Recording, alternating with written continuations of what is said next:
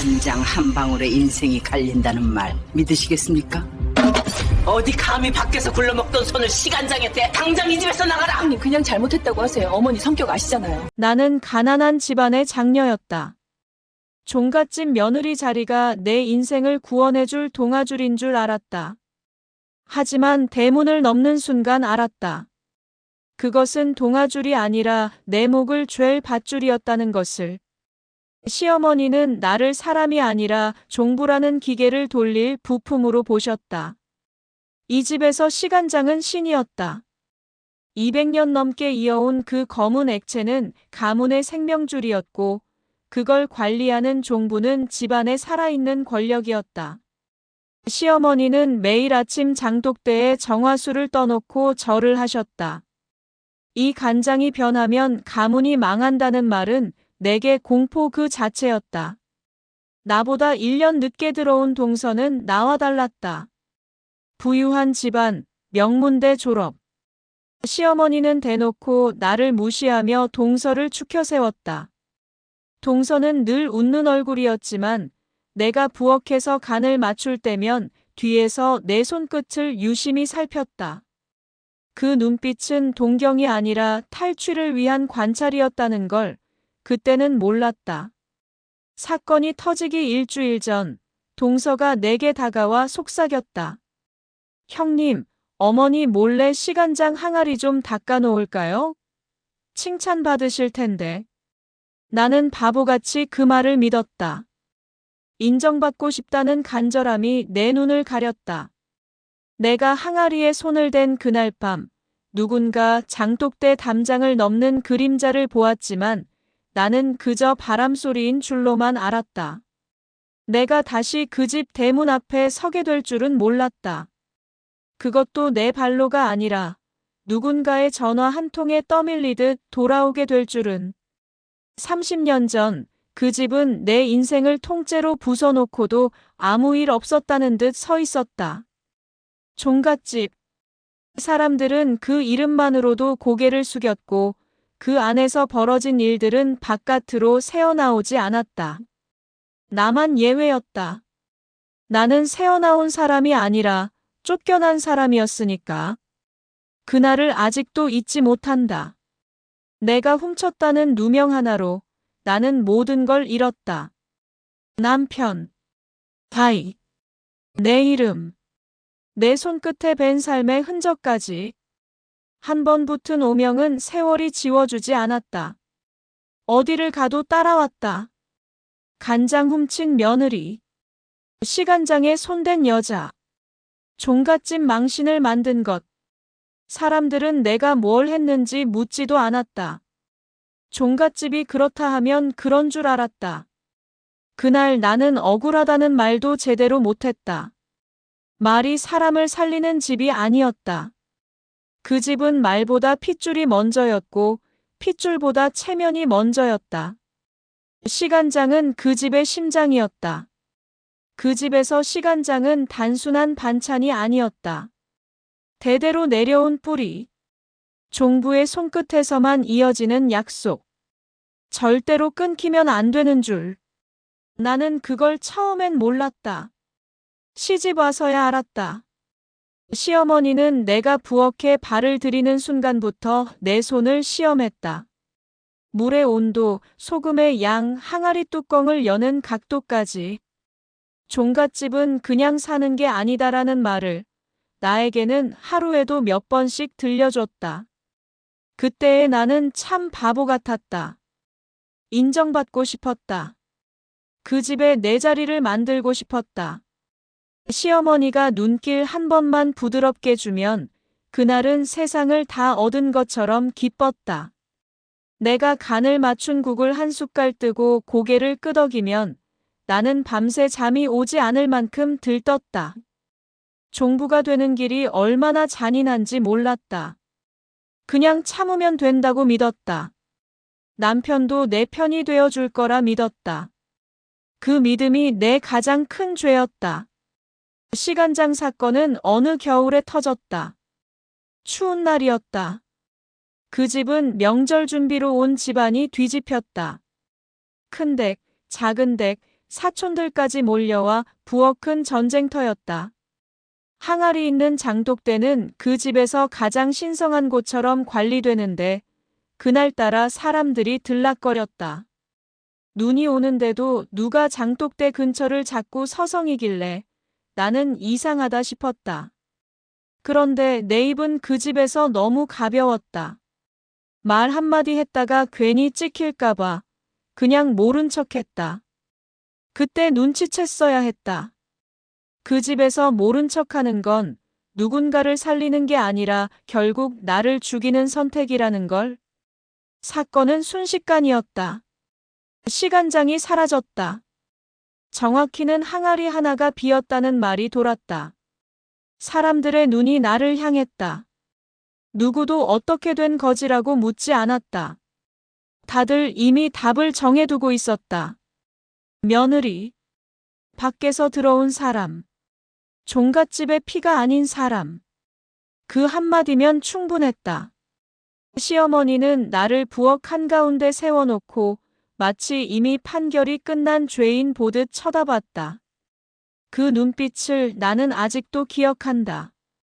분노가 아니라 확신이었다. 너는 그럴 애라는 확신.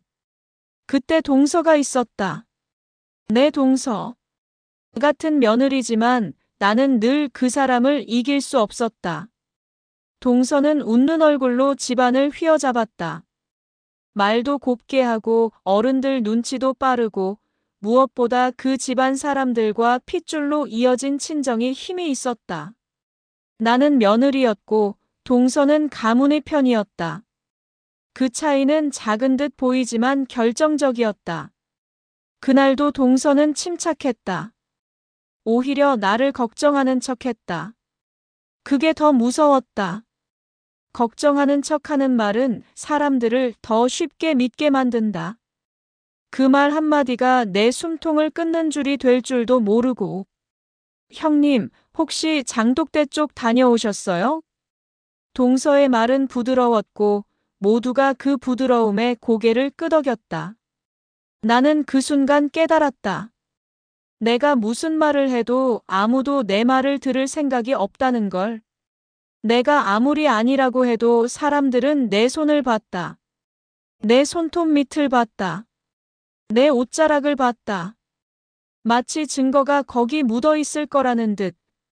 나는 떨리는 손으로 앞치마를 쥐었다. 그 앞치마가 그날 이후 내 목을 조르는 끈처럼 느껴졌다. 시어머니는 단 한 번도 내 말을 끝까지 듣지 않았다. 남편은 내 옆에 서 있었지만 내 편에 서 있지 않았다. 눈을 피했고 숨을 삼켰고 어른들의 한마디에 고개를 숙였다. 나는 그때 알았다. 이 집에서 내가 기대던 사람은 없었다는 걸. 그날 밤 나는 짐을 쌌다. 쫓겨난다는 말이 정확히 나오지도 않았는데도 나는 알아서 나가야 했다. 종갓집은 사람을 내쫓을 때 소리를 내지 않는다. 조용히 문을 닫아버린다. 다음 날이 되면 원래 없었던 사람처럼 만든다. 내 아이는 내 품에서 떼어졌다. 나는 한 번만 더 안아보자고 했지만 그 말조차 허락되지 않았다. 아이가 울어도 어른들은 종갓집 아이는 종갓집에 남는다는 말만 되풀이했다. 그 한마디가 내 몸을 반으로 갈랐다. 나는 그 뒤로 살아남기만 했다. 어디서 일하든 어느 동네로 가든 나는 내 이름을 조용히 숨겼다. 누가 고향을 물으면 얼버무렸고 가족 이야기를 물으면 웃으며 넘겼다. 아이 이야기만 나오면 목이 막혔다. 밤마다 꿈에서 장독대가 나왔다. 항아리 뚜껑이 열리고 그 안이 텅 비어 있는 장면. 그리고 내 얼굴을 향해 동시에 돌아서는 사람들. 그 꿈을 꾸고 나면 며칠은 밥을 못 먹었다. 간장 냄새만 맡아도 속이 뒤집혔다. 나는 간장 없는 밥을 먹으며 살았다. 웃기지? 나는 종갓집 시간장 때문에 인생이 망가졌는데 그 뒤로 간장 맛을 피하며 살았다. 그런 내게 전화가 온 건 올해 초겨울이었다. 낯선 번호였다. 받지 않으려다가 이상하게 손이 움직였다. 상대는 남편의 사촌이라고 했다. 오래전부터 나를 아는 사람. 그리고 다급한 목소리로 말했다. 시어머니가 치매가 왔다고. 종갓집이 무너지고 있다고. 그런데 이상하게도 그 다음 말이 내 심장을 찔렀다. 어머님이요. 요즘엔 아무도 못 알아보는데 딱 하나, 간장만 드시면 뭐라고 하세요? 나는 그 말을 듣는 순간 숨이 멎는 줄 알았다. 30년 동안 내 귀에서 지워지지 않던 단어가 다시 들렸다. 시간장. 그 집의 심장. 나를 죄인으로 만든 그 맛. 그런데 치매에 걸린 시어머니가 그 간장을 먹고 무언가를 말한다는 거였다. 그것도 아무에게나가 아니라 오직 어떤 사람에게만. 전화를 끊고도 한참을 서 있었다. 밖은 춥고 바람이 세게 불었다. 그런데 내 안은 더 차가웠다. 내가 그 집으로 다시 돌아가면 나는 다시 무너질까? 아니면 30년 동안 묻혀있던 진실이 나를 살릴까? 머리는 도망치라고 하는데 가슴은 묻고 있었다. 그날 시간장을 정말 누가 훔쳤는지, 왜 모두가 그렇게 쉽게 나를 죄인으로 만들었는지, 그리고 내 아이는 지금 어디에서 어떤 얼굴로 살고 있는지. 그날 밤 나는 오랜만에 간장을 꺼냈다. 마트에서 산 흔한 간장인데도 뚜껑을 여는 손이 떨렸다. 한 방울을 밥 위에 떨어뜨렸다. 코끝에 닿는 냄새가 갑자기 시간을 되감았다. 그런데 이상했다. 내 혀는 그 흔한 간장에서도 무언가를 찾고 있었다. 내가 알던 그 집의 시간장 맛. 그 깊고 묵직한 사람을 울리는 맛. 나를 내쫓은 맛. 그리고 나만이 기억하는 그 맛의 비밀. 나는 결국 결심했다. 돌아가서 확인하겠다고. 내가 다시 죄인이 되는 한이 있어도 진짜 도둑이 누구인지 내 입으로 끝내겠다고. 치매에 걸린 시어머니가 간장 맛을 기억해낸다면 그 기억이 마지막 증거가 될지도 몰랐다. 그리고 그 증거는 30년 동안 나를 짓누른 가문의 권력을 뒤집어 버릴지도 몰랐다. 다음 날 새벽 나는 낡은 가방 하나를 들었다. 그 안에는 옷보다 더 중요한 걸 넣었다. 내가 적어둔 기록들, 그날의 날짜, 동서가 했던 말들, 그리고 내가 평생 외면해온 간장 맛의 기억. 나는 대문을 열기 전 한 번 더 손을 봤다. 30년 전엔 떨리던 손이었는데 이번엔 다르게 떨렸다. 두려움 때문이 아니라 끝내겠다는 마음 때문이었다. 그 집 대문이 열리면 사람들은 나를 간병인으로 부를 것이다. 값싼 인력처럼, 쓸모 있는 사람처럼. 하지만 나는 안다. 그 집에서 진짜 병든 건 시어머니의 기억이 아니라 가문의 거짓이었다는 걸. 그리고 그 거짓은 간장 한 숟갈 앞에서 무너질 준비를 하고 있었다.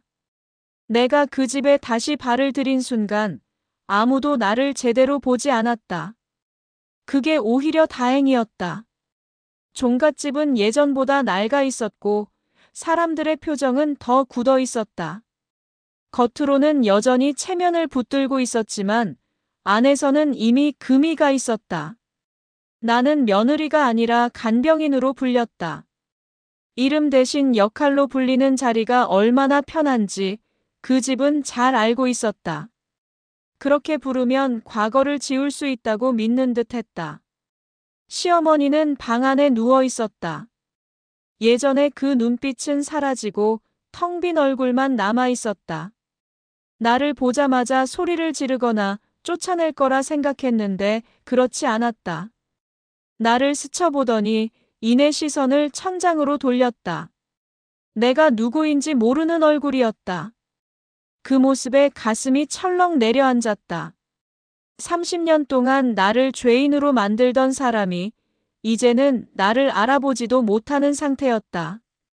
분노보다 허무가 먼저 밀려왔다. 집안 사람들은 내게 말을 아꼈다. 필요할 때만 불렀고 시어머니 방과 부엌만 오가게 했다. 그 집의 부엌은 변한 듯 변하지 않았다. 구조는 그대로인데 기운이 달랐다. 예전에는 숨막히게 무거웠다면 지금은 어딘가 비어 있었다. 시간장 항아리는 여전히 장독대 한가운데 있었다. 그런데 뚜껑이 달랐다. 예전에 그것이 아니었다. 그걸 보는 순간 나는 심장이 쿵 내려앉았다. 시간장은 이어져야 하는데 누군가가 바꿨다는 뜻이었다. 나는 아무 말도 하지 않았다. 묻지 않았다. 종갓집에서 묻는다는 건 의심한다는 뜻이고 의심은 곧 쫓겨나는 이유가 된다.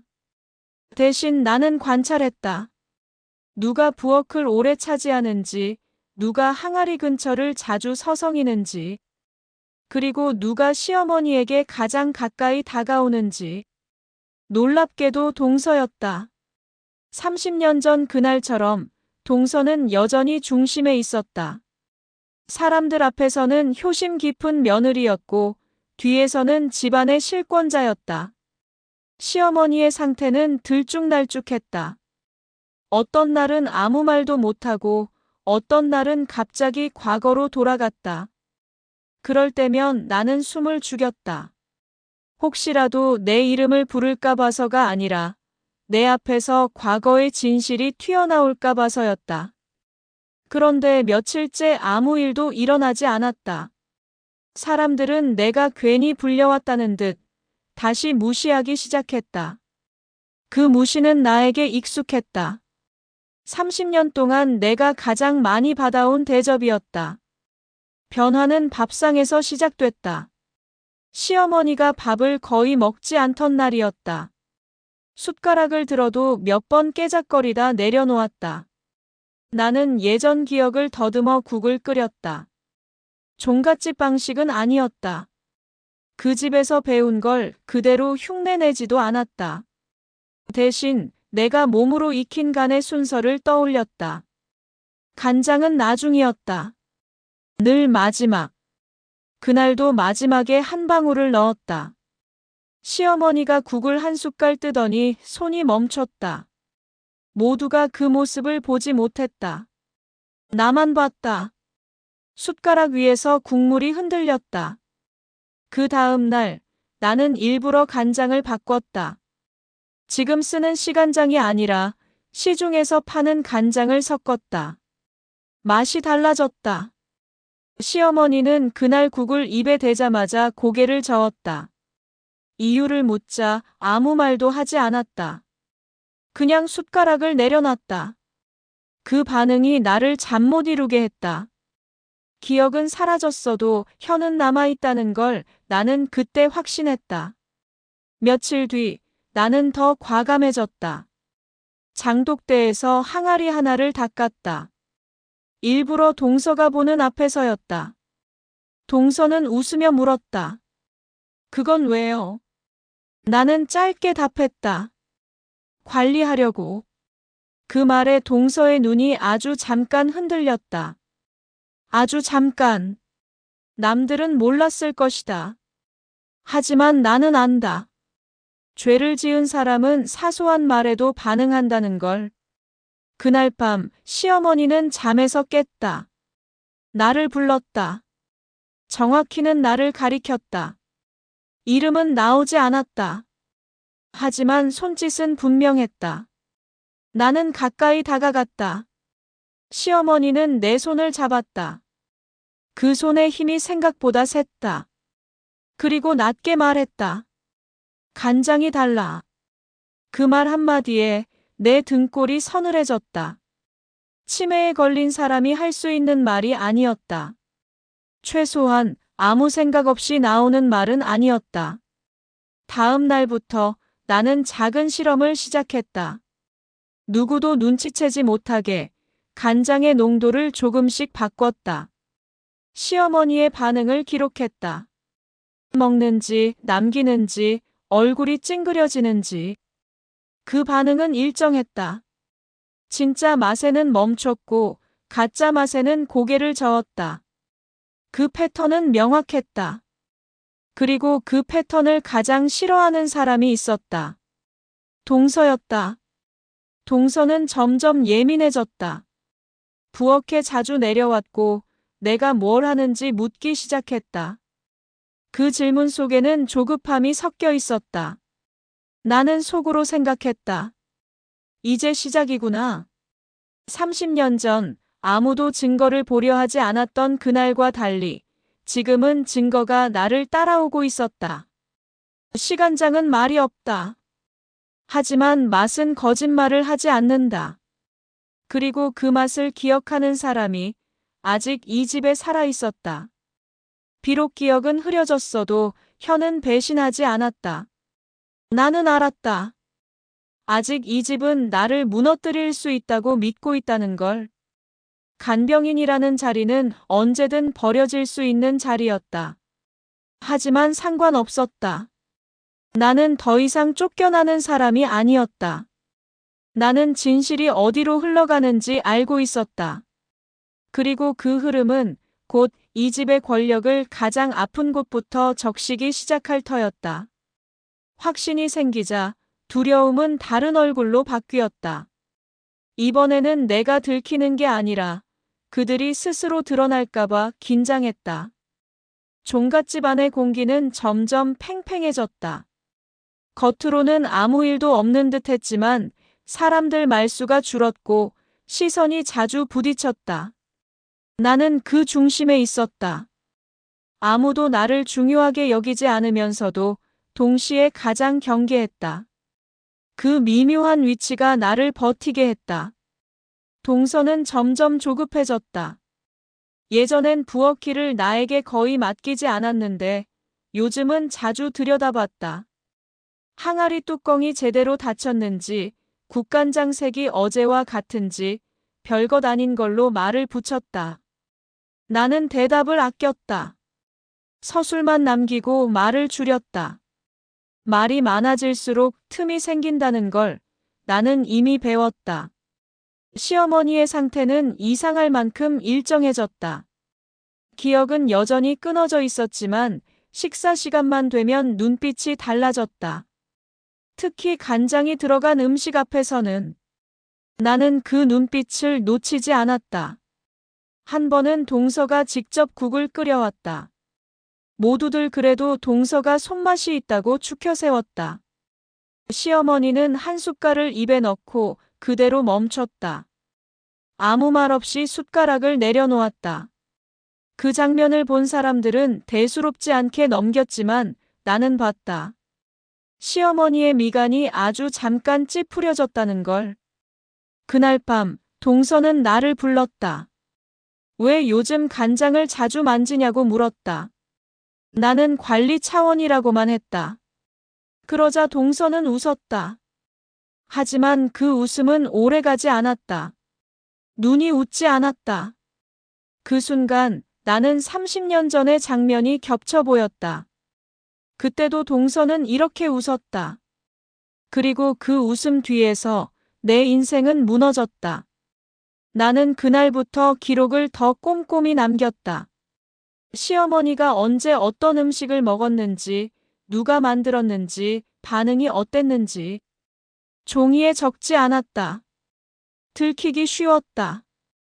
대신 머릿속에 새겼다. 패턴은 점점 분명해졌다. 내가 손뗀 음식은 먹고 동서가 손뗀 음식은 남겼다. 이건 우연이 아니었다.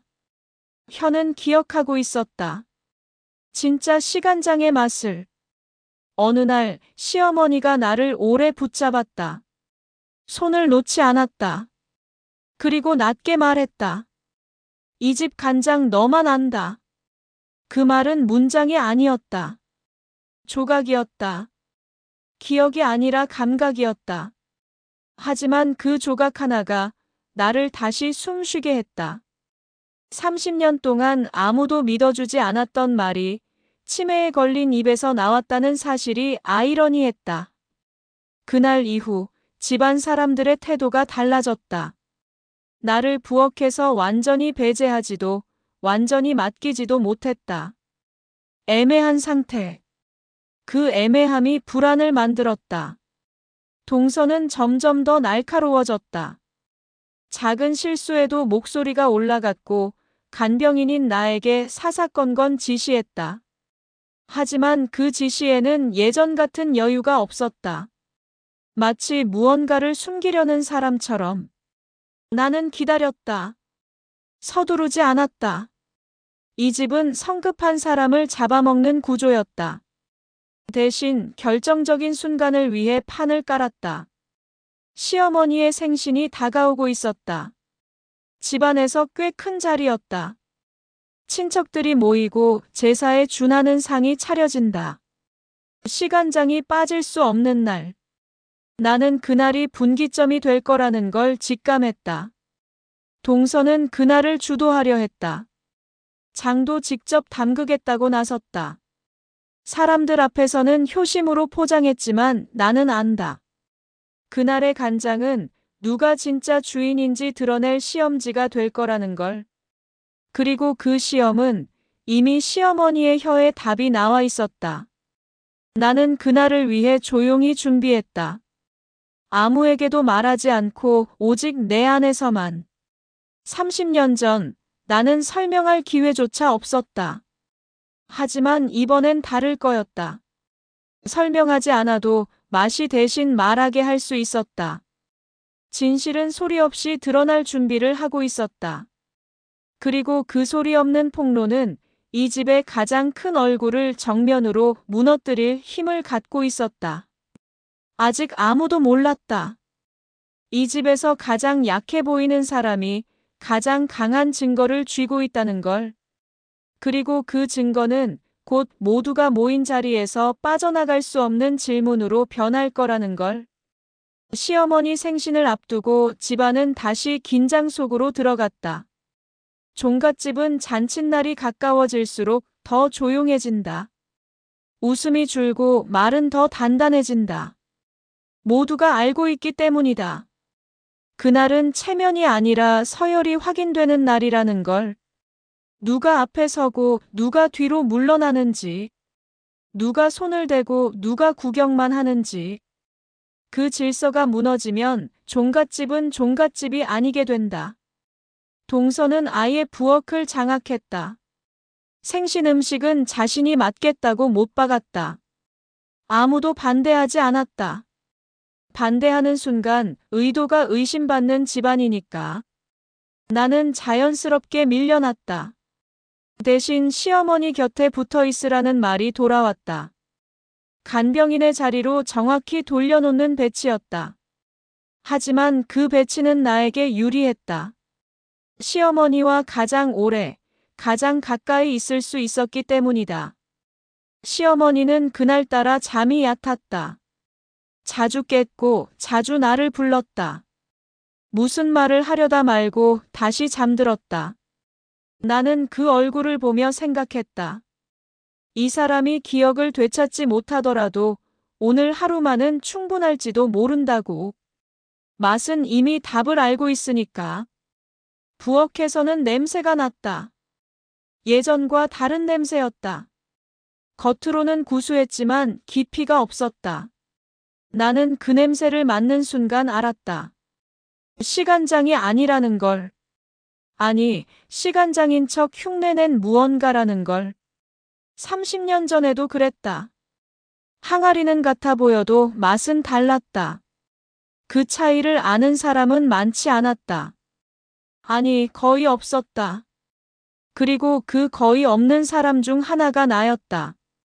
잔칫날 아침, 친척들이 하나둘 모였다. 인사말이 오가고 안부가 이어졌다. 모두가 예의를 차렸지만 눈은 바빴다.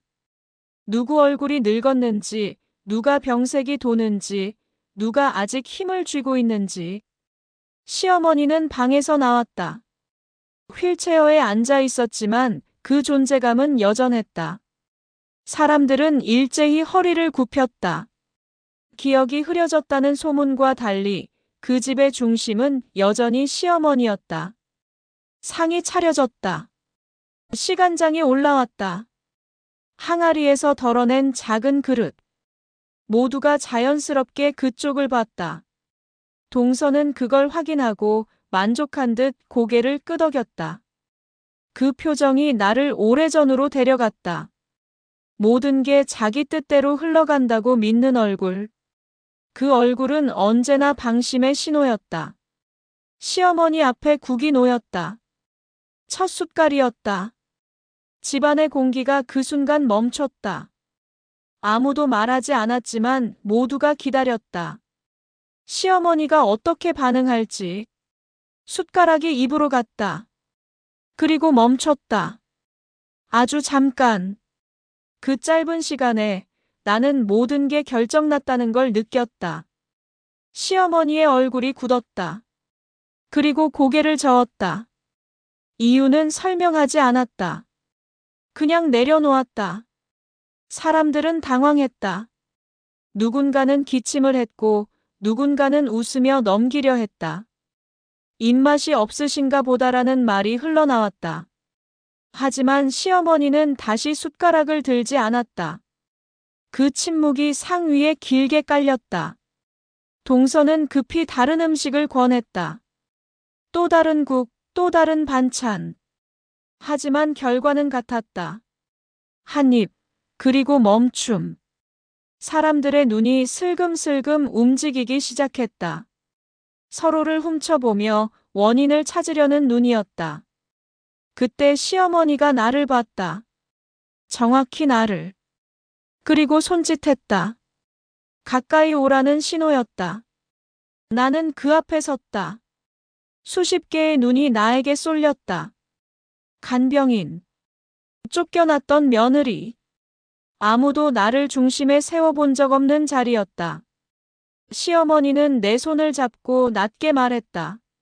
내가 한 거 먹여라. 그 말은 명령이었고 선언이었다. 사람들 사이에서 숨이 들리는 소리가 났다. 나는 부엌으로 갔다. 미리 준비해둔 그릇이 있었다.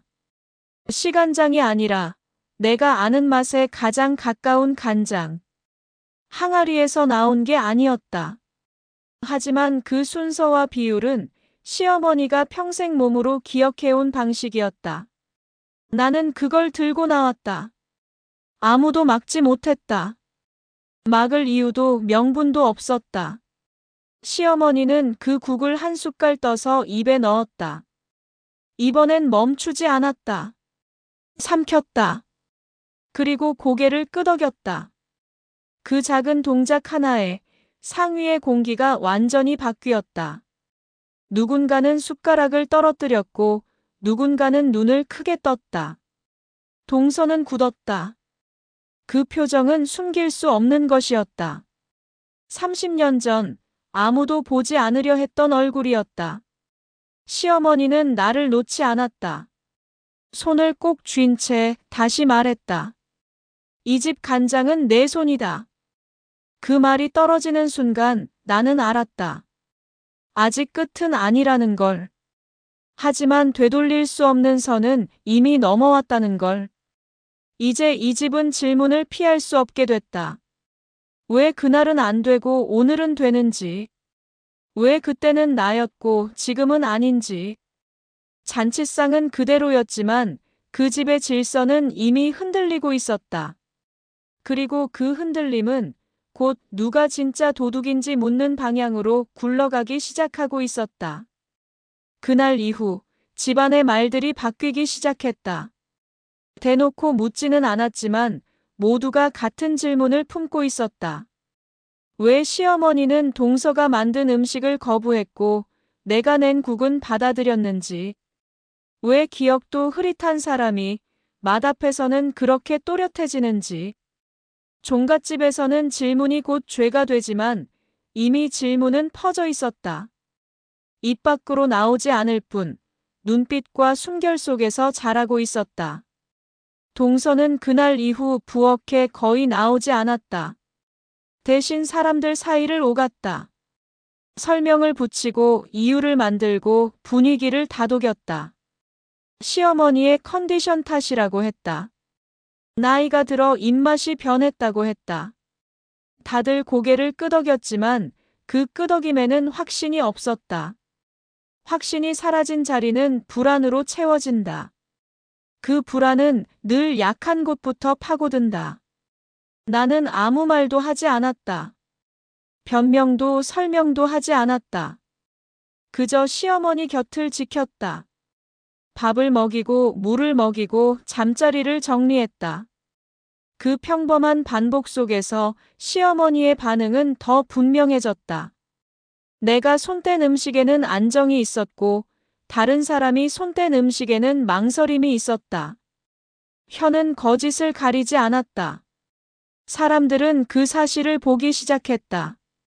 며칠 뒤 집안 어른 하나가 나를 불렀다. 조심스럽게 물었다. 예전에도 간장을 맡았었느냐고. 나는 고개를 끄덕였다. 더 묻지 않았다. 그 한 번의 고개 끄덕임이 30년 동안 부정당하던 내 손을 다시 부엌 위로 올려놓았다. 작지만 분명한 이동이었다. 동서는 그날 밤 나를 붙잡았다. 왜 이러느냐고 물었다. 그 말 속에는 두려움이 섞여 있었다. 나는 대답하지 않았다. 대답하지 않는다는 건 인정하지 않는다는 뜻이기도 했다. 그 침묵이 동서를 더 흔들었다. 30년 전에는 내가 울었고 동서는 침착했다. 지금은 반대였다. 울지는 않았지만 동서는 중심을 잃고 있었다. 집안에서는 시간장 이야기가 다시 나오기 시작했다. 항아리가 언제 바뀌었는지, 누가 관리했는지. 예전 기록을 들추는 사람도 있었다. 오래된 메모, 날짜, 손때 묻은 종이들. 나는 그걸 멀리서 봤다. 그 기록들 속에는 내가 없었다. 아니, 지워져 있었다. 지워진 자리는 누군가의 손길이 남긴 흔적이었다. 시어머니는 어느 날 갑자기 분명한 말을 했다. 나를 보고 아주 또렷하게 말했다. 그때 바뀌었다. 그 말은 길지 않았지만 방향은 분명했다. 무엇이 바뀌었는지, 누가 바꿨는지까지 말하지 않아도 충분했다. 사람들은 그 말을 다르게 해석하려 애썼지만 이미 늦었다. 퍼즐의 조각들이 맞춰지고 있었다. 나는 그날 밤 혼자 부엌에 섰다. 장독대를 바라봤다. 항아리들은 말이 없었다. 하지만 그 안에 담긴 시간은 사람보다 정직했다. 나는 손을 얹고 생각했다. 이 집은 늘 간장을 앞세웠지만 사실은 간장을 핑계로 사람을 가르고 지워왔다고. 그리고 그 가장 쉬운 희생자가 나였다고. 다음 날 동서는 결국 실수를 했다. 항아리 관리 날짜를 틀리게 말했다. 아주 사소한 실수였다. 하지만 시간장을 아는 사람에게는 치명적인 어긋남이었다. 사람들 사이에서 조용한 소리가 났다. 이상하다는 속삭임. 그 속삭임은 금세 번졌다. 이제 의심은 나를 향하지 않았다. 나는 여전히 조용했다. 사이다는 서서히 차오를 때 가장 강하다.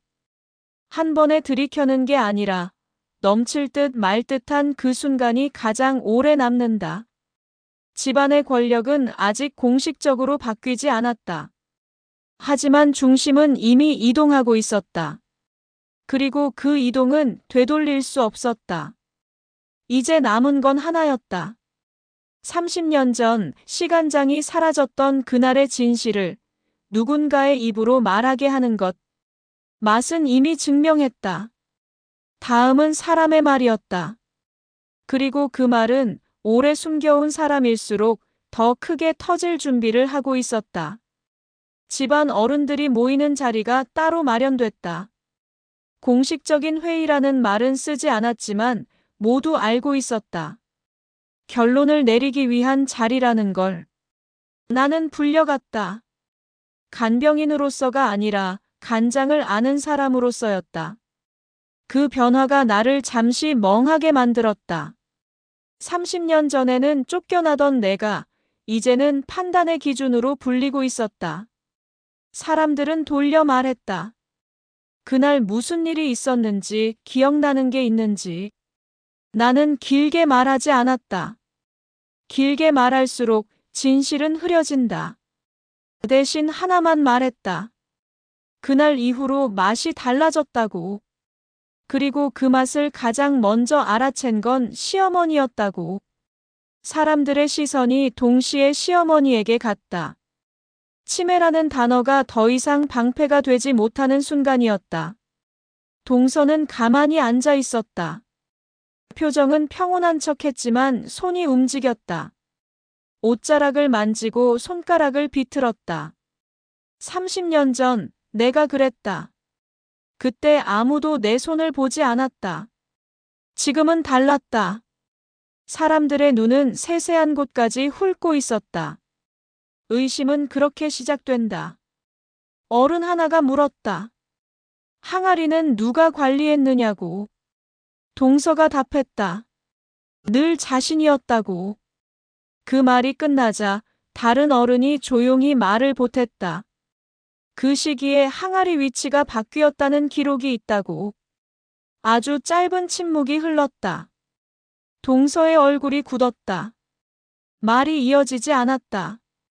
그 침묵이 말보다 많은 걸 드러냈다. 나는 그제야 한 가지를 꺼냈다.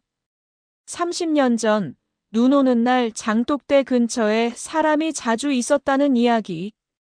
그때는 말하지 못했다고. 말하면 더 큰 죄가 될 것 같아서였다고. 내 말은 차분했지만 파장은 컸다. 사람들은 기억을 더듬기 시작했다. 그날의 날씨, 동선, 누가 어디에 있었는지. 퍼즐이 빠르게 맞춰졌다. 시어머니가 갑자기 말을 이었다. 또렷하지는 않았지만 방향은 분명했다. 그 애가 바꿔. 그 한마디에 방안이 얼어붙었다. 모두가 같은 사람을 떠올렸다. 시어머니는 내 손을 찾았다. 그리고 내 손을 쥐고 놓지 않았다. 그 장면은 설명이 필요 없었다. 선택은 이미 내려져 있었다. 동서는 그제야 말을 꺼냈다. 억울하다고 했다. 오해라고 했다. 하지만 말은 엉켰고 순서는 어긋났다. 시간장을 아는 사람이라면 절대 틀리지 않을 부분에서 계속 실수가 나왔다. 사람들의 고개가 하나둘 내려갔다. 믿음이 무너질 때 나는 소리가 난다. 그날 나는 그 소리를 들었다. 결정은 빠르게 내려졌다. 공식적인 판결은 아니었지만 종갓집에서 이 정도면 끝이었다. 시간장 관리에서 동서는 완전히 배제됐다. 그리고 그 자리로 내가 들어갔다. 이름 없는 복권이었다. 하지만 충분했다.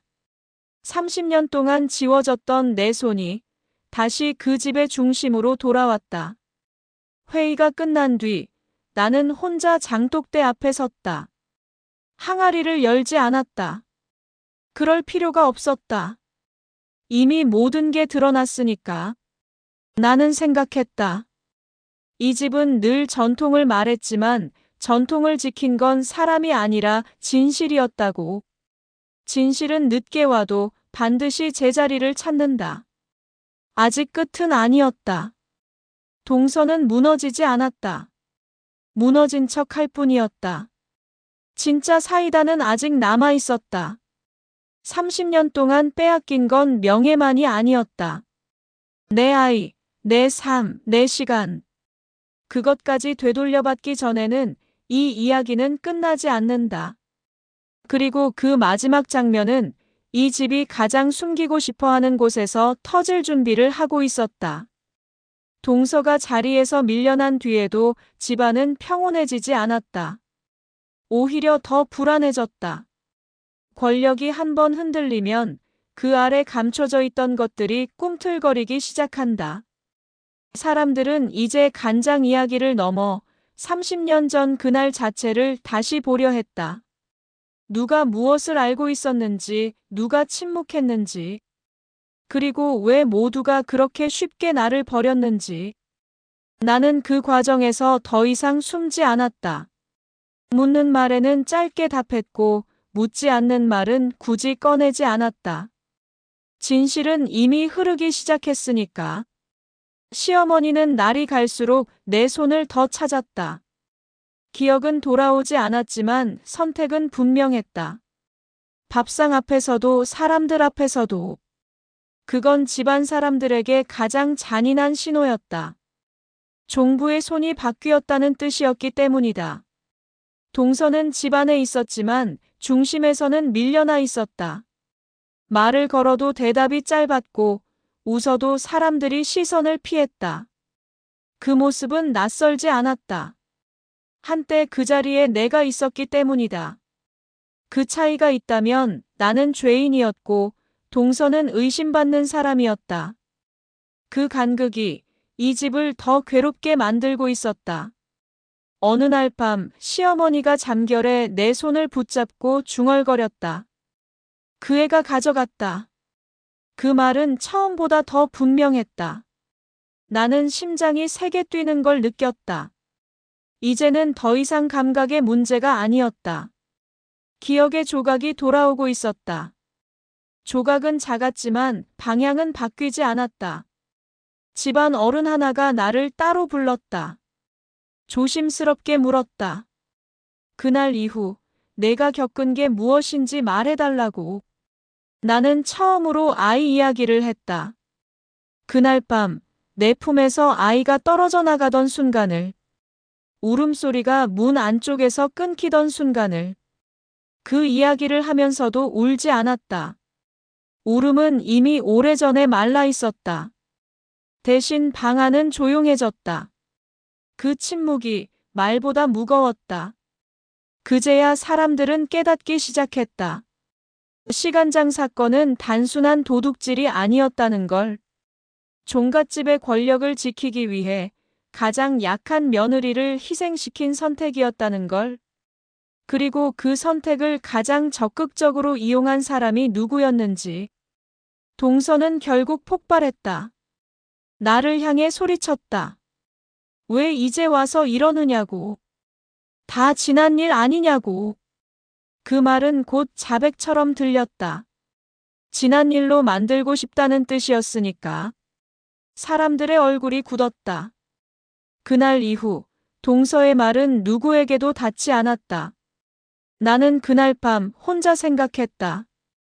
이 집이 나에게서 빼앗은 건 억울함만이 아니었다. 침묵하는 법을 강요했고 스스로를 의심하게 만들었다. 그런데 아이러니하게도 그 침묵 덕분에 나는 끝까지 버틸 수 있었다. 그리고 지금 그 침묵을 걷어낼 차례가 왔다. 아직 마지막이 남아 있었다. 30년 동안 단 한 번도 입에 올리지 않았던 이름. 내 아이. 그 아이가 어디서 어떻게 살고 있는지. 종갓집이 끝까지 숨겨온 진짜 비밀은 시간장이 아니라 혈연이었다. 그리고 그 혈연의 진실이 드러나는 순간 이 집은 더 이상 예전의 얼굴로 남아있을 수 없게 될 터였다. 아이 이야기가 나오자 집안의 공기가 완전히 달라졌다. 시간장은 전통의 상징이었지만 혈연은 그 전통을 떠받치는 마지막 기둥이었다. 그 기둥이 흔들리면 종갓집은 더 이상 종갓집일 수 없었다. 사람들은 이제 간장보다 아이 이야기에 더 민감하게 반응했다. 누구도 먼저 묻지 않았지만 모두가 같은 생각을 하고 있다는 게 느껴졌다. 그 아이는 지금 어디에 있는가? 그리고 왜 아무도 그 이야기를 하지 않았는가? 시어머니는 며칠 동안 내 손을 놓지 않았다. 밥을 먹을 때도 잠들 때도. 가끔은 나를 아이 이름으로 불렀다. 내 이름이 아니라 내 아이의 이름으로. 그럴 때마다 가슴이 조여왔다. 30년 동안 봉인해 두었던 소리가 내 안에서 다시 울렸다. 나는 그 이름을 부정하지 않았다. 정정하지도 않았다. 시어머니의 기억이 가리키는 방향을 내가 굳이 막을 필요는 없었다. 집안 어른들이 다시 모였다. 이번엔 간장 이야기가 아니었다. 아이 이야기였다. 누군가 조심스럽게 물었다. 그 아이를 다시 찾을 수 있는지. 나는 잠시 침묵했다. 찾을 수 있느냐는 질문은 찾고 싶으냐는 질문과 다르지 않았다. 나는 그동안 찾지 않았다. 아니, 찾을 수 없었다. 내 이름이 지워진 집에서 아이의 흔적을 찾는 건 불가능했으니까. 그때 시어머니가 뜻밖의 말을 했다. 그 애 나갔다. 짧은 말이었다. 하지만 모두가 숨을 삼켰다. 이어진 말은 더 분명했다. 쫓아냈다. 그 한마디에 방 안에 누구도 시선을 들지 못했다. 침묵은 인정과 같았다. 그날 이 집은 며느리 하나만 내쫓은 게 아니라 아이까지 내몰았다는 사실이 드러났다. 동서는 그 자리에 없었다. 일부러 빠졌다는 걸 모두가 알고 있었다. 하지만 빠졌다고 해서 책임에서 벗어날 수는 없었다. 사람들은 이제 계산을 하기 시작했다. 30년 전의 선택이 지금 이 집에 어떤 대가로 돌아오고 있는지. 종갓집이라는 이름을 지키기 위해 버린 것이 너무 많았다는 걸. 나는 처음으로 조건을 말했다. 돌아온 이유는 복수도 자리를 차지하기 위해서도 아니라고. 단 하나, 내 아이의 행방을 알고 싶다고. 그리고 그 아이가 원한다면 선택은 아이에게 맡기겠다고. 그 말에 사람들은 안도하면서도 불안해했다. 선택권이라는 단어가 이 집에서는 가장 무서운 말이었기 때문이다. 며칠 뒤 오래된 서류가 나왔다. 호적 정리 과정에서 따로 빠져있던 기록. 이름 하나가 지워지고 다른 이름으로 옮겨진 흔적. 완벽하지는 않았지만 충분했다. 아이는 멀리 가지 않았다. 다른 집으로 보내졌고 다른 성으로 자랐다. 그 사실 하나만으로도 나는 숨을 크게 내쉴 수 있었다. 살아있다는 증거였으니까. 시어머니는 그 서류를 보며 고개를 끄덕였다. 그리고 아주 낮게 말했다. 미안하다. 그 말은 나를 향한 것 같기도 아이를 향한 것 같기도 했다. 나는 대답하지 않았다. 사과는 받아들이는 사람이 준비돼 있어야 한다. 나는 아직 그 준비가 되지 않았다. 집안은 이제 선택의 기로에 섰다. 전통을 지키겠다는 말로 더 많은 것을 감출 것인지, 아니면 지금이라도 바로잡을 것인지. 그리고 그 선택의 끝에는 반드시 내 아이가 있었다. 다음 단계는 피할 수 없었다. 아이를 부를 것인가 아니면 이 집이 스스로 무너질 것인가. 그 갈림길 앞에서 종갓집은 처음으로 나를 바라보고 있었다. 결정은 더 이상 미룰 수 없었다. 아이의 행방이 드러난 순간부터 종갓집은 시간에 쫓기기 시작했다. 숨길 수 있다고 믿었던 과거가 하나둘 표면으로 올라오고 있었다. 어른들은 계산했다. 아이를 부르지 않으면 이 집은 끝까지 비겁한 선택을 했다는 낙인을 피할 수 없다는 걸. 부른다면 지금까지 쌓아온 체면이 무너질 수 있다는 걸. 종갓집이 가장 두려워하는 두 가지가 동시에 눈앞에 있었다. 나는 기다렸다. 재촉하지 않았다. 이 집은 늘 사람을 기다리게 만드는 방식으로 지배해왔다. 이번엔 내가 그 방식을 돌려주고 싶었다. 선택은 그들이 하되 결과는 피할 수 없게 만드는 것. 그게 내가 배운 유일한 싸움법이었다. 며칠 뒤 연락이 갔다. 아이에게. 직접적인 말은 아니었다. 오래전부터 알고 지내던 친척을 통해 아주 조심스럽게. 어머니가 편찮으시다. 그 한 문장으로 충분했다. 진실을 다 말하지 않아도 혈연은 그 말에 반응한다. 그건 종갓집이 가장 잘 알면서도 가장 함부로 다뤄온 감정이었다. 아이의 답은 빨랐다. 온다는 말이었다. 이유는 묻지 않았다. 그게 더 마음을 흔들었다. 나는 그 소식을 듣고도 기뻐하지 않았다. 기쁨은 나중 문제였다. 먼저 견뎌야 할 시간이 남아 있었다. 동서는 그제야 다시 모습을 드러냈다. 얼굴은 창백했고 말은 날카로웠다. 아이를 불러서 뭐 하려는 거냐고. 다 지난 일을 들추면 집안만 더 망신이라는 말도 했다. 나는 처음으로 동서를 정면으로 봤다. 그리고 말했다. 지나간 게 아니라 미뤄둔 거라고. 그 한마디에 동서는 말을 잃었다. 반박할 말이 없었다. 시어머니는 아이가 온다는 말을 듣자 이상할 만큼 안정됐다. 잠도 길어졌고 밥도 잘 먹었다.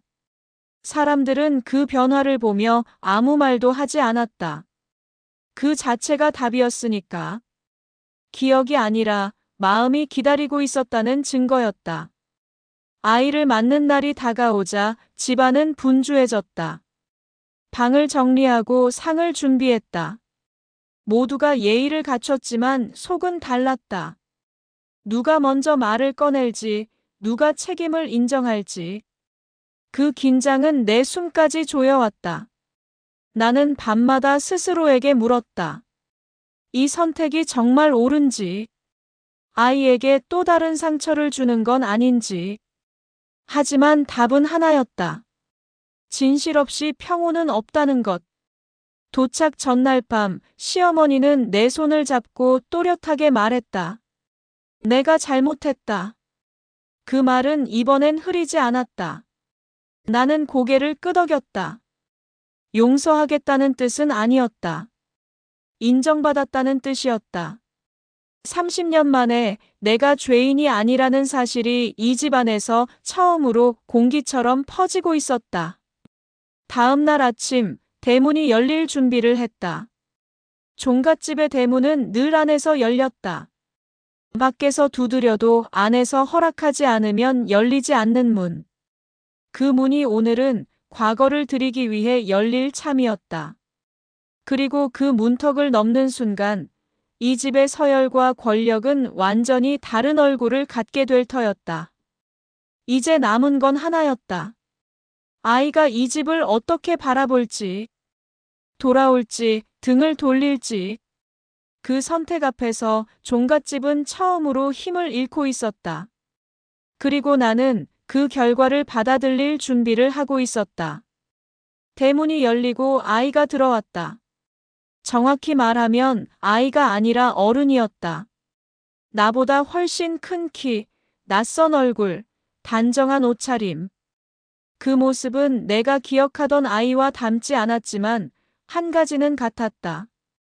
눈이었다. 나를 보자마자 멈춘 그 눈빛. 설명이 필요 없는 순간이었다. 우리는 아무 말도 하지 않았는데 이미 서로를 알아보고 있었다. 집안 사람들은 숨을 죽였다. 인사를 해야 할지 말을 꺼내야 할지 판단하지 못한 얼굴들이었다. 종갓집은 늘 먼저 말하는 사람이 권력을 쥐는 곳이었는데 그날은 아무도 말을 하지 못했다. 아이가 먼저 고개를 숙였다. 시어머니를 향해서였다. 그 장면 하나로 이 집의 계산은 모두 틀어졌다. 강요도 유도도 아닌 선택이었다. 시어머니는 아이를 보자마자 울었다. 소리 없이 얼굴만 일그러지며. 그리고 손을 뻗었다.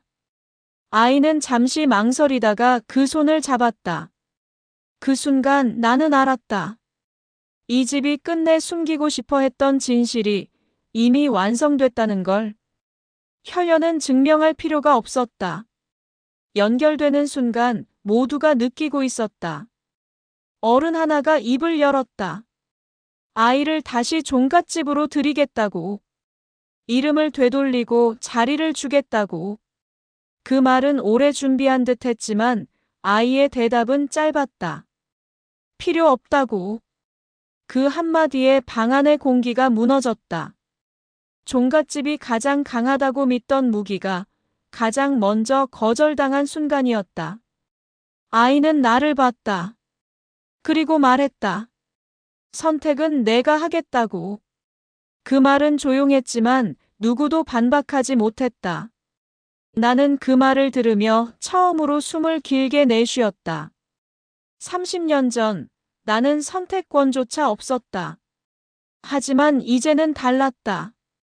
아이는 지켜보는 존재가 아니라 결정하는 사람이었다. 시어머니는 그 말을 듣고 고개를 끄덕였다. 마치 오래전부터 알고 있었다는 듯. 그리고 나를 향해 말했다. 종부 자리를 내가 맡으라고. 그 말에 사람들이 술렁였지만 아무도 부정하지 못했다. 간장도 아이도 진실도 모두 내 손을 거쳐 돌아왔다는 사실을 부인할 수 없었기 때문이다. 동서는 그 자리에 없었다. 이미 스스로 물러난 뒤였다. 더 이상 이 집에서 설 자리가 없다는 걸 누구보다 빨리 알아챘기 때문이다. 참교육은 소리 없이 끝났다.